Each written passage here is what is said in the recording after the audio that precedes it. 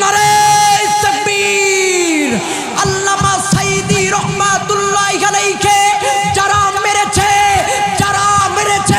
আমরা বলি তাদের বিচার করতে হবে। কথা বলেন ঠিক কিনা? কথা বলেন ঠিক কিনা?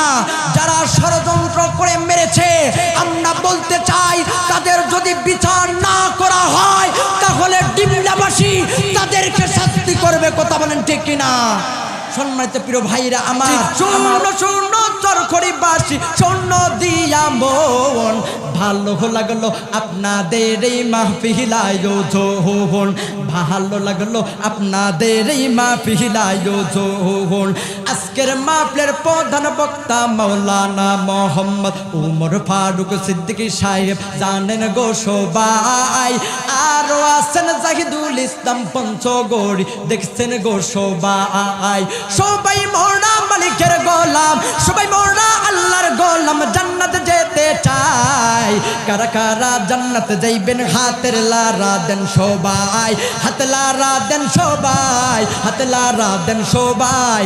দিন ইসলামের পথে চলবো আল্লাহু আকবার আস্তে করে বলেন গো সবাই।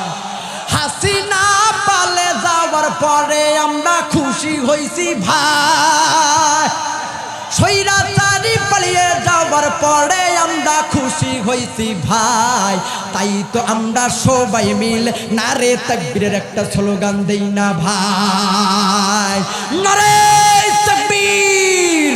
আল্লামা সাইদি রহমাতুল্লাহি আলাইহি যারা মেরেছে আমরা বলি তাদের বিচার করতে হবে। কথা বলেন ঠিক কিনা?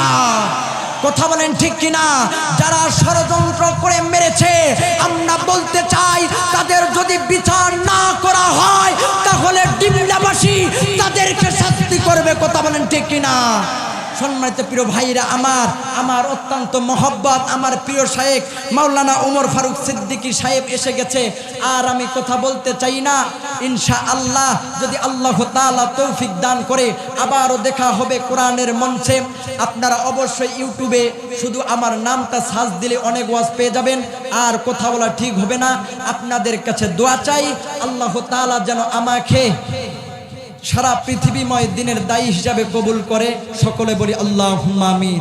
আর আমার মহব্বতের প্রিয় মানুষ মাওলানা উমর ফারুক সিদ্দিকী সাহেবকে যেন আল্লাহ তাআলা আজহারি সাহেবের মতো কবুল করে।